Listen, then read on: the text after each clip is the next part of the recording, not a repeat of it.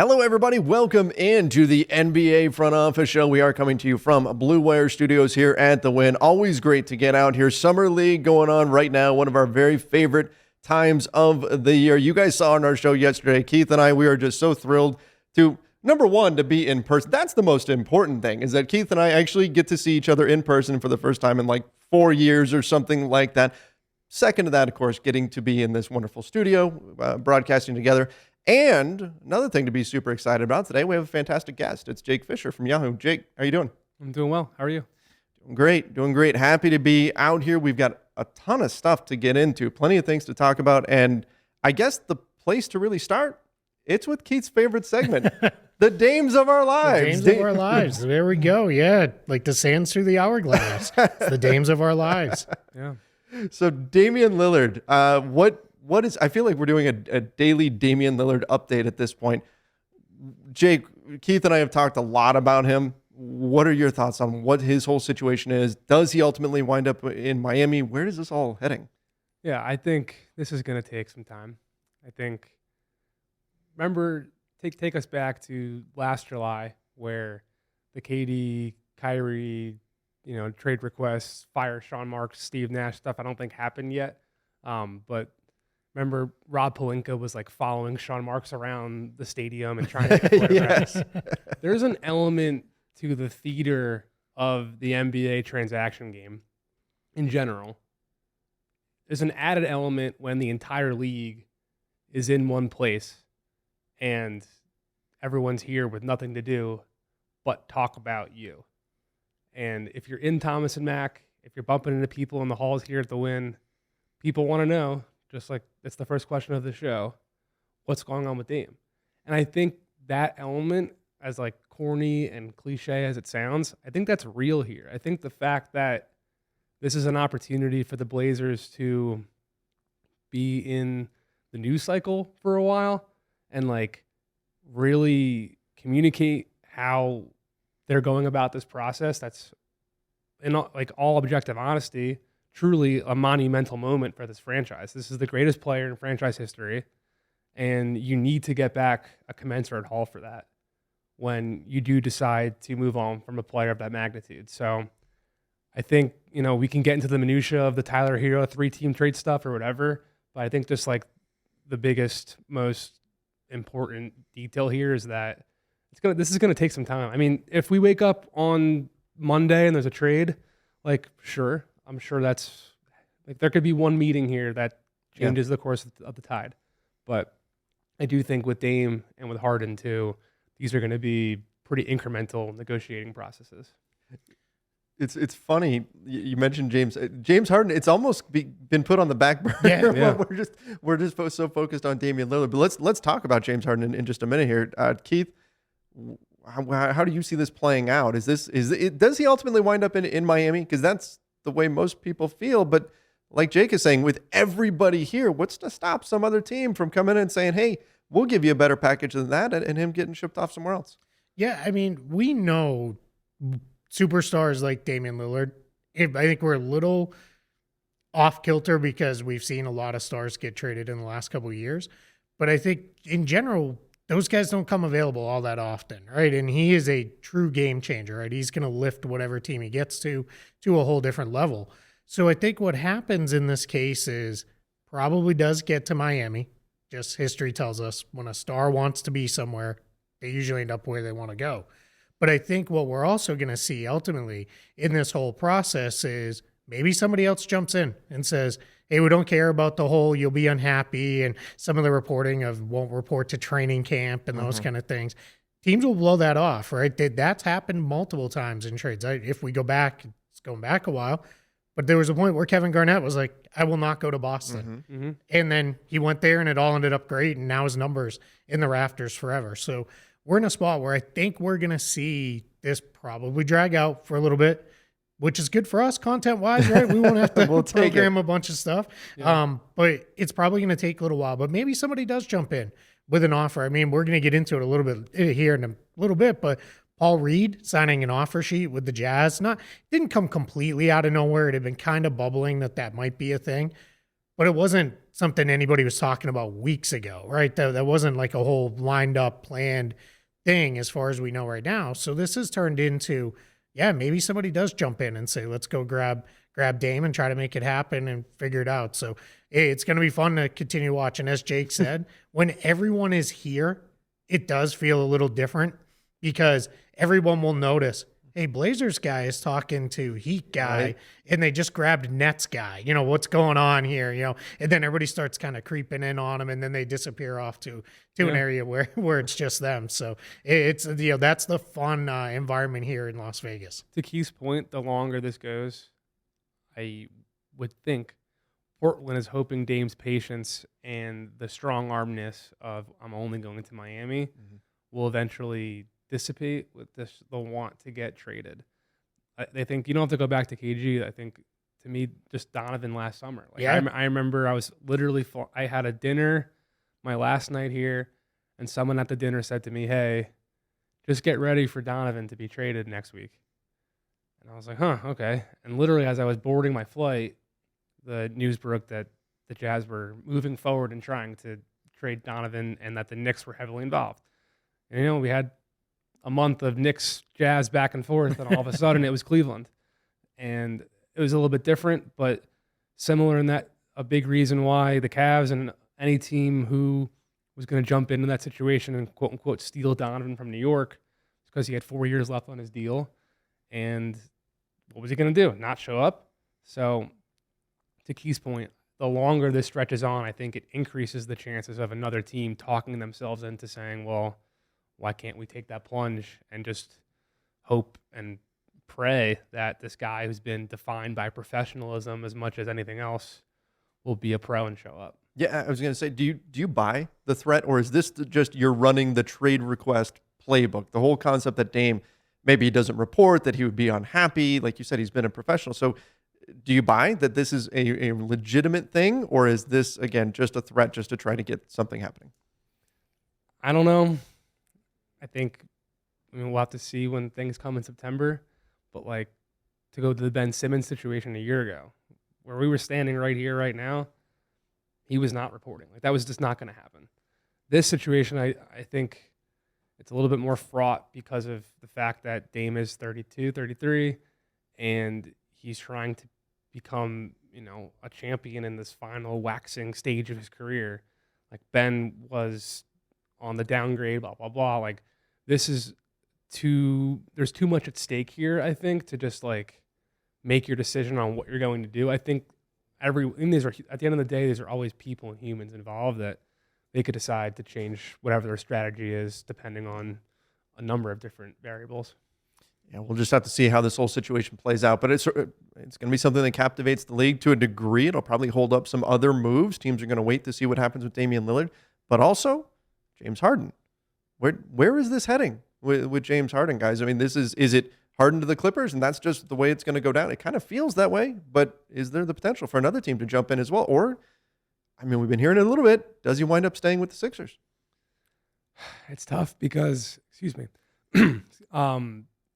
now that he's an expiring contract, and Keith can talk about this more than I can, his trade value is so minimal if you want the idea of having him long-term, because you can't say it from Houston, you can't say it from Brooklyn, you can't say it from Philadelphia. If you trade for this guy, if you give him money, there is no guarantee that he is going to honor that commitment and not ask out again.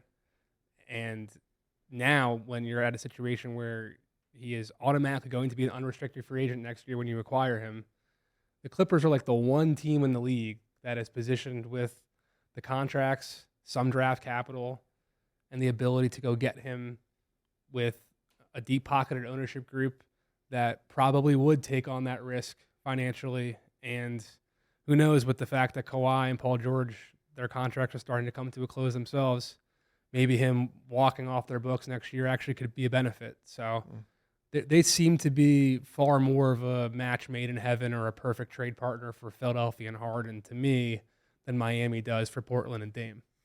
Yeah, I think this one is our typical Philly needs to come down a little, LA needs to come up a little, and then they'll meet, right? And right now, they're both playing the game. It's Philly is asking for a monster haul that they're never going to get for a player who is his age with his now injury history. Right? He went from being one of the most durable players to now he's a guy who's going to miss probably 20, 25 games a season. And then you add to that the contract stuff that Jake was talking about, where he's an unrestricted free agent. You better be sure if you trade him a lot of stuff for him that you're going to get him.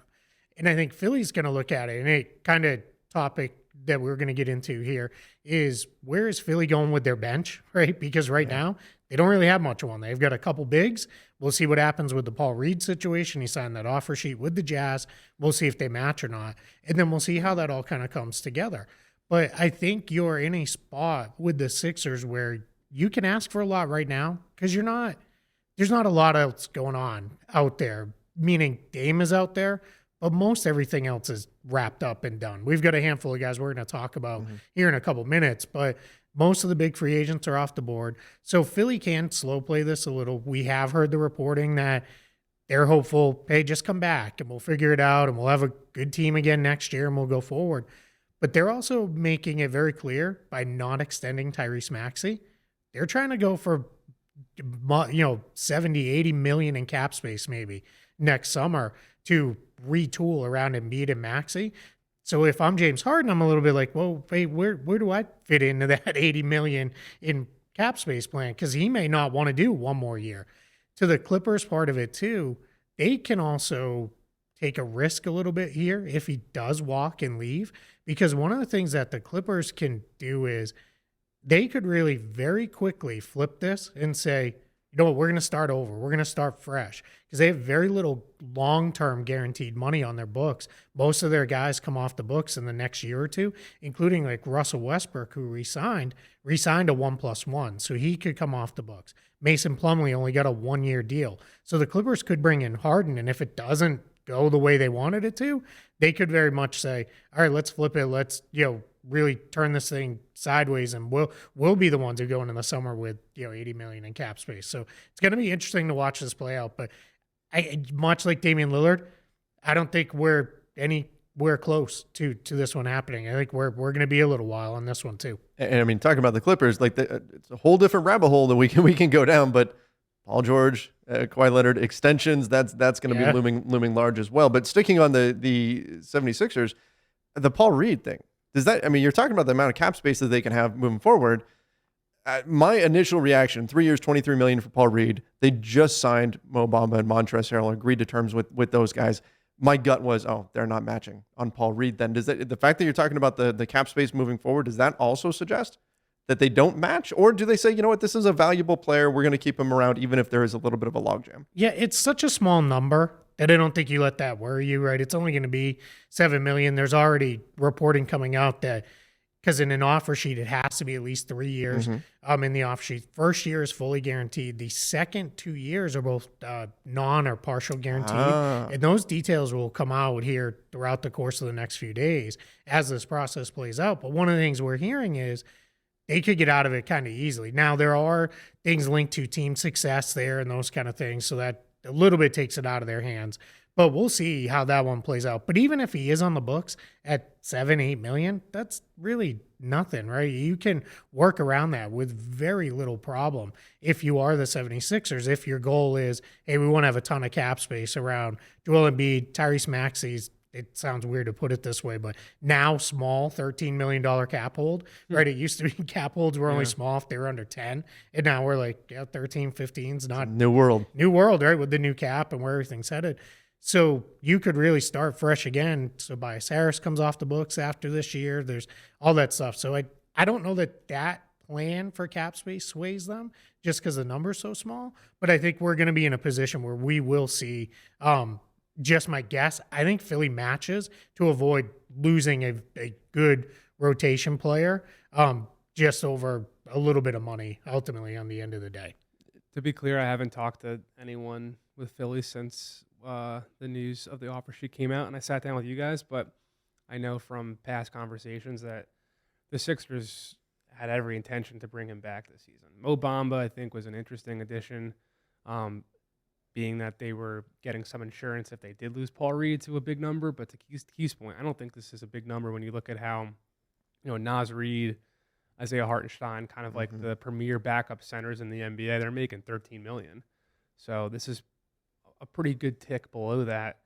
And he's a young player who I know that coaching staff and the front office, both in Philadelphia, believe that they're still growing and developing him. He's got more potential to hit. So I'd be surprised if they let him walk for this number, but if they did, it wouldn't be like a shocker just because they did bring in Mo for this exact situation. If Mhm. someone did, and I mean, they had to know. Like, they brought, when did they sign Mo? 2 days ago? Yeah. Like, they had to know that, I mean, I had heard Utah was, looming out there for Paul, so they must have had some type of idea as well. Right. Yeah, Utah just needed to line their stuff up, right? They needed to wait for the league year to change over, the moratorium to lift, to finish the Collins trade. They did that. And then from there it was, all right, we did the Clarkson extension, which that now they got him at a pretty good number. Bobby Marks put it out there. It's about $23 million they brought him up to for this season. And then I think it's only like 13 for each of the next 2 years, which is a really, good value. No, I mean, that's essentially a mid-level deal. For Clarkson for the next 2 years, and you're just using some of that leftover cap space, which again, my new favorite thing, you have to spend to the floor, right? Yeah. So you got to spend. So they're in a spot where why not? And them tying up a cap space for a day here in Paul Reed, no big deal. But if they match, they'll move to whatever's next. They're not in a position where they had to use that. So I think we're in a spot where either way, it becomes really interesting to watch where he lands. But I think Philly, it gets a little crowded with, Mo Bamba, Montrezl Harrell. I can only imagine Montrezl Harrell's like, man, now am I not going to play again for a whole season? We'll see how that comes together ultimately in that front court. But yeah, it's that's been a little fun process there with the Jazz. And this is what Danny Ainge does, right? He's not afraid to tweak. And remember, Daryl Morey worked for Danny Ainge. Right, that was his guy. Mm-hmm. If they really wanted to make something happen, the two of them could have got together and made this a sign and trade. And much like we talked about with the Matisse Thybulle process, now that an offer sheet has been signed, if Philly matches, Paul Reed has a no trade clause for a full year. That he can decline to be traded, and he cannot be traded to Utah for a full year because this was an offer sheet that was already signed and locked in. Keith, look, this is just to peel back the curtain, just as an aside here. There are times when you astound me with the depth of your knowledge of just the cap and all this stuff. And as you're going through all this stuff, and I was sitting with Scott Agnes yesterday of Fieldhouse Files, and we were talking about, we were watching the games and everything, and talking about how a lot of people don't know how deep some of these rosters are. I go, I bet Keith knows like every single guy that's on the floor. You're pulling off all this cap stuff. You don't have your computer. No, I don't have my computer today. So podcast listeners, Keith is doing all of this without the benefit of his computer in front of him. He's just pulling all these cap figures off the top of his head, which is phenomenal. You are the best of what you do, Keith. It is absolutely incredible. Try. Jake, where do you see the Sixers going ultimately? Are they going to be able to really round out this bench here? I mean, this has been one of the more competitive minimum markets, I think, like ever. And I mean, it came up with Mo Bamba, like Kelly Oubre right now, for example. Yeah. There's so many players who thought they were going to get a Mason Plumlee type contract, and it just is not there for them. Christian Wood. So, I mean, I don't think any contender. That's kind of been so far one of the interesting little side effects of the second apron that like people are freaking out on. Oh my God, we got to dodge this. We got to dodge this tax. Blah blah blah. Like there are plenty of players who were showing that they're willing to take that minimum contract pretty much the second after they fall below the mid-level salary range. And one thing that is absolutely going to happen as the salary cap continues to rise, max salaries continue to rise, there's going to be a continuing decrease of the lower middle class in the NBA, and those guys are going to get squeezed. So I'm not really concerned for Philly, for Miami as they wait to figure out the Damian Lillard situation. I mean, Phoenix kind of showed this a couple years ago when Bismack Biyombo was sitting at home until January, and they just gave him, half a season of a veteran minimum, and he came off the street and was the best pick and roll lob threat for Chris Paul. So it helps having Chris Paul, right? Yeah, it does. To set him up. It does. But also to that point, like it helps having Joel Embiid to anchor your back line of your defense. And I don't know what their plan is going to be necessarily. But clearly they brought in Mo Bamba as a insurance for Paul. And I would think that depending on what happens with James, that will steer whatever is necessary. I mean, do they look to bring back veteran pieces who have been there before, like a Danny Green? I mean, this team definitely needs some more consistent shooting. That's something I would keep an eye on. But for now, like whoever those players turn out to be, I mean, the Warriors just got Dario Saric on a minimum today. You know what I mean? Yeah. I'm not concerned for any team who's like only moves left. I mean, Phoenix just showed how actually all the minimums. Yeah. they just showed how it can actually be beneficial, because a lot of these minimums, like Dario or Christian Wood right now or Kelly Oubre, like you have to wait a lot of the time to figure out how the board unfolds. So Phoenix kind of proved if you get into the market and all you're trying to do is sign guys to minimums, you actually have an advantage. It's like if you're at the trade deadline bringing out offers to buy out guys before they even get bought out almost. Like they kind of had a bit of a head start in that market. So that's kind of just interesting to me, all the different little strategy points that could continue to evolve in this veteran minimum world that I think is only going to continue to grow.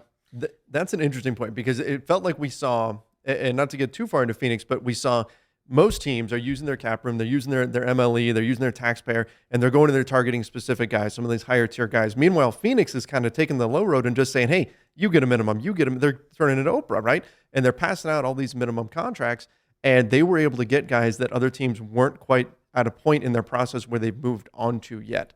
And it's an interesting benefit that we wouldn't have, I think, expected going into this free agency period. Yeah, it really was. I was talking to an agent yesterday that I ran into out and about here in Vegas, and one of the things he was telling me that is nice with a minimum process, there's really no negotiation. Yeah. It's just, are we going to do 1 or 2 years, and can we get an option on that second year? And obviously Phoenix was, you want a player option next year? Great, no problem, fine. That works for us, and let's just kind of keep plugging along in this way. And for the Suns, they weren't concerned because they're already over the second apron and they're deep into the super tax. They weren't concerned about continuing to add to that bill. So because remember, on those 2-year minimums, you don't get that league subsidized portion, right? Which brings you back down to the 2-year veteran minimum. You get paid at your actual amount. So you're going to get paid, a couple of these guys get paid up around $3 million, like Eric Gordon, for example. Mm-hmm. He's getting the $3 million minimum, which is his actual years of service minimum, instead of the $2 million.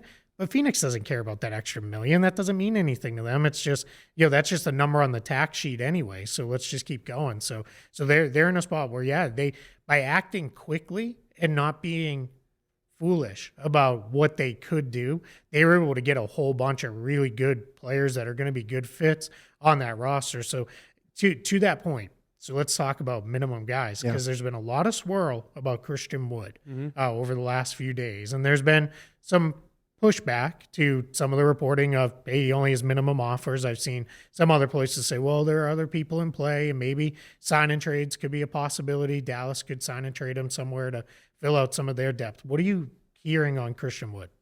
To be honest, I haven't heard a thing about him since earlier in the week. The last thing I had heard was that there was some Lakers minimum interest. So I have not heard anything above the minimum. I'd be surprised. Honestly, I would. I'm a big Christian Wood fan. Not that I'm like pounding the table saying my team should be signing Christian Wood, but like I profiled him when he came out of UNLV, a high talented kid who went undrafted after character concerns and motor questions and all that type of stuff. He was like a darling of Sam Hinkie. People forget that the day Hinkie resigned from Philadelphia, he signed Christian Wood to a long-term contract. Yeah, that's to, right. Give some guaranteed money to one of his guys. I do think he's talented. I think he's a bit misunderstood, but I also don't think that there is an NBA front office out there that wants to pay him more than the minimum right now. I would be surprised. I really would. So who are the suitors then? You mentioned the Lakers. Are there other teams that could be in the mix for his services if indeed the ceiling is the minimum for him? I've always heard Miami's been intrigued by him, but I mean, the Heat have been telling players and agents, we're not signing anyone until like we're in a quote unquote holding pattern. That's the same phrase I've heard communicated to multiple agents right now. So, I mean, Malik Beasley was on their list for sure. He goes and signs with Milwaukee. Dario Saric was on their list. He finally goes and signs with Golden State. So clearly the Heat aren't like rushing their process for any of these minimum guys. Maybe Christian Wood is going to be one of those players who, by the time this Dame stuff unfolds and he's been waiting for something better and nothing better actually did come and he just goes there. I don't know. But for now, like I said before, my only real definitive thought is if we see him above that number, I'd be surprised. Yeah. If we're flipping this and we're looking at it from Christian Wood's perspective rather than the team perspective, if the minimums are all that's out there, where's the best opportunity for him? I'm trying to remember like how the board looks right. I mean, I know, for him, I would have liked to have been in Mo Bamba's spot, for example. Somewhere where they're actually, I mean, Dario's spot in Golden State, somewhere where you actually have an opportunity for a role where you can show consistency in a winning environment. That's the thing. He's never proven to have success in a winning situation. He got paid in Houston after starring for Detroit in the second half of a tanking year. Houston has not exactly been a winning environment in the last, better part, almost a half decade. And Dallas, I mean, they very, very famously tanked out of the playoffs this year, and he was never really able to break through with the coaching staff and have support from Jason Kidd the whole situation was pretty much like designed for him to be Luka's best pick and pop, partner ever, and it couldn't happen. So if I was him, I think I'd be looking for a chance like Mo found in Philly, like Dario found in Golden State, where I can prove to all other 29 teams and the team I'm with right now that in a controlled role with like minimal expectations, but also a larger goal than just putting up numbers I can be dependent upon.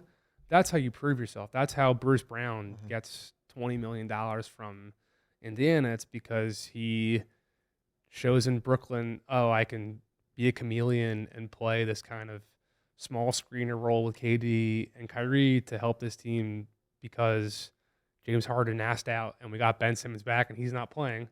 And then I can go to Denver and I can be a backup guard and I can hit from distance and I can play defense across multiple positions and I can help win a championship. Like that's the best case scenario for someone like that. And Bruce wasn't on a minimum, but he was on a 1 year, $6 million guaranteed situation that wasn't exactly much more lucrative and prosperous than what Christian Wood's looking at. So I think that's the key to getting paid in this league is two things. It's one, being a high lottery prospect that has shown potential to make the front office that drafted you regret letting you walk out the door. The second is to prove yourself from a winning standpoint and to show that you can contribute and help the front office who's trying to figure out the cap that Keith is figuring out all the time in order to figure out a way to make it pay 15 guys who can win games. If you can help that overall goal and help this staff keep their jobs, then people will be more willing to give you more money later down the line. Yeah, get somewhere where you're in a good environment, to what Jake was saying, where you can show what you can do as a player and can show, hey, I can be part of a winning team. Even if that means it's a 15 to 20 minute a night bench role, that's better to a lot of people than 35 minutes a night, scoring 20 points per game on a terrible team. We talk a lot about empty stats, and Trevor knows I don't always believe that's really a thing. I think, it needs a lot more context than other than the guy scores 20 points. Because if he does it efficiently, well, what are we getting at? Yeah. For Christian Wood, you just need to be in a spot where you can prove, hey, I can be a part of a winning team. I can contribute here. It's kind of funny, looking at some of the better teams. There are teams that are still looking for bigs where he could go pop with a good team. We'll see where Miami ends up. My guess is Miami putting everybody on hold, which is exactly what I've heard too, is they are we don't know what form this Damian Lillard trade's going to take, right? Is it going to be just Dame? Are we going to take back somebody else in the trade? Are we going to have to move a bunch of pieces around because this turns into a multi-team trade? What does that look like? How many spots do we have to fill? Do we need another big? Do we not? Where's that going to go? He'd be a great fit, though, in Miami. He'd be a great fit in Golden State, too, I think, because I think they have the infrastructure where you can minimize his weaknesses, which is really his defense. By just put him out there. Put him out there with Draymond or with Kevon Looney at all times whenever he plays. Play him 15, 20 minutes a night, and you're going to get a bunch of scoring, and you get size. I don't know if you saw this. So Dario Saric signing with the Warriors, 6'10". He is now the tallest player on their roster over the last 2 seasons. which is, bonkers, right? That's like crazy. they won the title with no one taller than 6'9", on their team. Yes, James Wiseman was there, but didn't, we know that situation. So we're in a spot where, if Christian Wood can land with a place like that, Boston is looking for another big potentially because they moved on from Grant Williams. So if you could replace on a minimum with a guy like Christian Wood, come in again, you have the defensive infrastructure where you can probably minimize his flaws. Put him out there with Al Horford, put him out there with Rob Williams, Probably not with Kristaps Porzingis. You'd probably bleed too many points in that situation. But yeah, those are the spots where I'd be looking if nothing bigger materializes here over the next few days. Start trying to find yourself a spot, with a really good team. Do one of these 1-year deals where I show out, I show what I can do, and get back on the market because he's not 34 years old, right? He's a guy who still should have plenty of good years left. One quick note, just what he said with the empty stat stuff. Kelly Oubre, another guy who's still out there. He just scored 18 a game last year in Charlotte, and there's nothing out there more lucrative for him than Christian Wood's looking at. So I would definitely be encouraging all of these guys to try to, if the goal was to get that next contract and to not, there are plenty of guys like Austin Rivers who, once you get to this minimum thing, like, you're kind of content making $3 million a year to go travel and live in a different city every year and play basketball. There are other guys who get to that cellar, like Nerlens Noel a couple of years ago, and they're trying to find how to get that next payday again. If that's your goal, you need to find a way to exhibit your talent and your skill set in a winning situation. And you threw out Boston, Keith, so I'm going to do it. I'm going to say Christian Wood and the Lakers might make a little bit of sense. Absolutely. You pull the Dennis Schroeder did it last year, and Malik Monk did it the year before, and maybe there could be something there. But I think there's a lot of different landing spots. But Jake, you brought up Kelly Oubre. But where does he go? Like, it's surprising at this stage of free agency for a guy who can score like he does to be still out there. Yeah, some smart team will bring him in, and he will probably have some success. Cleveland was definitely looking at him. He was an option for them, and they go out and they get their top 2 targets in Jordan Niang and Max Strus. I don't know if there's still a chance for him there. I know that was a spot he was looking at and thought would be a good landing spot for him, at least before they brought in those 2 guys. As of Friday, June 30th at 4 p.m., I knew that was a spot Kelly Oubre was hoping one of those 2 guys wouldn't end up in. So is there a chance for him to be deep bench in Cleveland? I don't even know. But that was kind of I can just say a data point of the type of spot he was looking for. So can he go to Boston and be a bigger switch? You mentioned Grant Williams. That would be interesting to me, thinking about the Celtics and the fact that, they do kind of have an opening in the front court, but he could be a small ball 4, and they've got, 3. I would say all 3 of those guys are centers at this point. Al Horford shooting is interesting enough where you're able to play him and Rob together, but Boston would make some sense to me for him. Yeah, I think so. I think, Oubre, basically anybody who needs a wing, he's got to be at the top of their list at this point. There's just nothing left on the wing market. We're down into the guys who were coming off of 2-way contracts and the like. So, and veteran guys, like you mentioned Danny Green, but Danny Green, that's definitely a veteran minimum guy.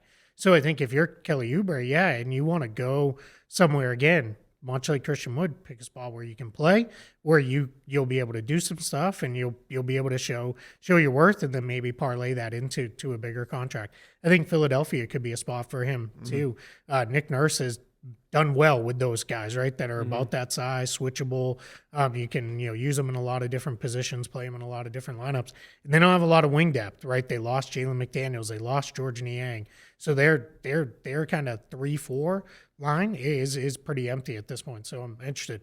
I want to go to his teammate from last year, kind of probably the last big restricted free agent on the board, PJ Washington. What, you got anything on him? What have you heard? So the last I heard with PJ, and it was kind of similar to what was going on with Miles Bridges, in that I don't think Charlotte was trying to give either of their RFAs a full 4-year guaranteed deal. I think the Hornets were trying to get both of those guys with a 4th-year team option, which is not pretty common for rookie extensions or second contracts off of rookie deals. So just a weird thing to be trying to do. I don't know if it's going to end up with him taking the qualifying offer like Miles Bridges did. That seemed to be a little bit of a power play from a power play type agent in Rich Paul and Clutch Schwartz. I do know they're pretty far apart. And I mean, the Dylan Brooks 4,180, Kelton Johnson 4,180, like that's kind of a benchmark now that if you're a starting caliber former first round pick, you're asking for $20 million in today's economy. Like if you're above the mid-level, then you want 20. So I understand why that would be in the asking range, from PJ's side of things. I think the Hornets, from my understanding, value him a lot closer to 15 than 20, which might not sound like a big gap, but when you extrapolate that over 4 years, it's a lot of millions of dollars. My guess is, to that point, they're coming in and saying, hey, we want here. And they're saying, well, Grant Williams got this. And, you guys should be considered fairly, similar to each other. So I think we're in a spot where we start to get into qualifying offer territory here, right? Where we're getting down to it. There's maybe a sign and trade possibility could emerge, but for the most part, there's there's really only the Spurs and the Rockets kind of sitting on any kind of meaningful cap space. Yeah. Probably not a spot for him with either one of those teams. So that turns into maybe you sign the qualifying offer, move on.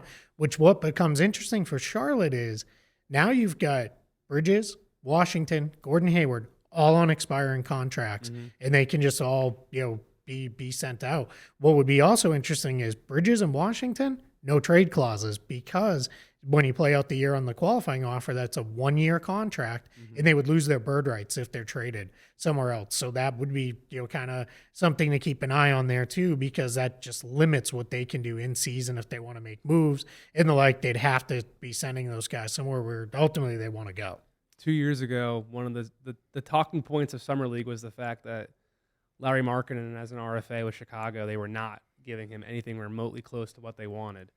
And then, they gave basically his representation the opportunity to go out and try to find a trade that would make sense. But then the Bulls said, well, we don't want to take back any long-term salary either. So it required the team who wanted to not only give Larry the 17-ish million he wanted, to also send out a pick to incentivize a third team to take on the salary that Chicago didn't want. So that was like a kind of hostage situation. I'm not saying it's going to get to that degree, but a sign and trade exit ramp isn't also necessarily like super easy either, because Charlotte has all the keys there to be like, well, if you want that to happen, you need us. So that'll be interesting to see if they get that far. It's what I see a lot of fans jump to anytime they've got a free agent that they obviously don't want to see leave for nothing. Oh, sign and trade. We'll just sign and trade this guy. It's so hard to execute those. And you get hard capped, as Keith is very exactly. Well, and what you have to remember with the sign and trade portion is the sign comes first, right? Yeah. So the player has to want to go to wherever it's going. Otherwise, they just don't sign. Right, so that's the part that gets forgotten. It's very easy to say sign and trade, but the sign part comes first in a sign and trade. So they have to agree to say, yeah, I'm willing to go to Team X or wherever it is. So that's definitely gonna be a fun one to watch. So we're gonna go rapid fire here on the next one. Just a couple summer league injuries. It's always a bummer when top prospect, really anybody gets hurt, but top prospects. Scoot Henderson hurt his shoulder. Amin Thompson rolled an ankle. Sounds like both of them are probably done for the summer. Mm-hmm. Second straight year, Portland's top guy is out after basically a half a game or so. With that, we'll have for everybody. We will have more summer league breakdowns and all that stuff coming probably after we get home. Just too busy to get into it right now. But we wanted to just make sure we covered off on those two. But this was the last thing, our last topic today. Zach LaVine popped up recently reporting that both Portland and Philadelphia at some point had trade talks revolving around Zach LaVine. What do you know about that one? So definitely know that Philadelphia and Chicago has at least had some type of conversation there. Portland, they've been kind of connected to Zach dating back to last summer when it's like dating back to he came out of college. Right, for sure, forever. right? For Pacific Northwest kid. But last summer it seemed like a bit real because Chicago, from my understanding, wasn't like rushing to the altar to give Zach LaVine a full 5-year guaranteed max contract that they did give him, with injury history and other stuff kind of complicating matters. But you flash forward now, a year later, there's still 4 years left on that big contract. The Bulls are kind of, just massively hamstrung by all things out of their control, being that Lonzo Ball was the connective piece to bring all this, max level talent, DeMar, Zach, Nikola Vucevic, whoever else, you want to. Patrick Williams is someone that I think the Bulls are very hopeful will kind of have a bit of a breakout this year. But also, like, LaVine and DeMar just have never been a perfect fit together. That's been pretty routinely described to me from very early in their first year once Lonzo went down. Once Lonzo went down, there wasn't that conductor of the operation where, now you get your shot here, now you get your shot there. And in the fourth quarter when, Zach is the max guy, but DeMar is DeMar DeRozan, not every team worked well like the Brooklyn Nets where ISO Joe just took over in the fourth quarters. Like, it's a bit tenuous when that type of, I'm not saying anyone involved here is like an egomaniac, but ego is at play in this league. Like, you're wearing a sleeveless shirt and shorts in front of 20,000 people flexing, saying, the guns are out. Flexing, saying, I'm him. Like, it's in confidence, and comparing yourself to other people is very prevalent, I'm sure, in every pro sport. Look at wide receivers wanting to get paid what that other guy gets. But in basketball, it's a lot more elevated, I believe, because players play both sides of the court, and there's only 5 guys on it. And that recipe has traditionally been most effective when there's a top dog. Look at Chicago. When you got your Michael Jordan, then you got your Scottie Pippen, and then your Dennis Rodman, and everyone else falls in line. So to bring us to a close, the fact that he is making so much money that I don't think Chicago was ever like fully enamored by awarding him with, and DeMar is up for an extension if he wants. He does want. Who wouldn't want an extension if you're putting up all-star numbers? They just paid Nikola Vucevic, but they're clearly don't have like a championship ceiling right now. It's only natural to explore those trade scenarios. Chicago's definitely a team I'm considering could be a factor in either of the Dame and Harden stuff. Just being like we were talking about the Clippers, just being a natural trade partner. Like, the Bulls have a lot of talent, they have a lot of money on their books, but not exactly a clear path moving forward here. So the fact that those pieces are out there, they just make sense as a team for either Portland or Philadelphia to call, maybe directly or as a 3-team thing where you're just trying to turn over every stone possible to find the best solution to the transactional roster problem that you have. Yeah, but my guess is we'll find out down the line. The Portland stuff was pre-Dame wanting to go out, because it doesn't necessarily make sense to take on that kind of money if you're them. But he is like a Pacific Northwest kid, and that has always been a thing for the no more of the Sonics, hopefully soon again the Sonics, but the Sonics and the Blazers were always about, hey, if we can keep that local talent, home here, let's do it. But yeah, that's going to be great. Jake, this was awesome. Thanks so much for joining us here, man. This was great. This is the fun of, that's right. Well, we could do this over virtual and all that, but this was great having you in studio with us. Thank you guys for having me. It was fun. I appreciate you coming in, and who knows, maybe we'll have some fireworks taking place here at Summer League over the next few days. A lot of big names out there on the market, so we'll see what happens. But again, man, this is fantastic, and thank you very much. Appreciate you guys. All right, everybody, make sure that you do follow us over on the NBA Front Office Show YouTube channel. Find us on Apple Podcasts, Spotify as well, wherever you listen to podcasts. Till next time, everybody, see ya and stay safe.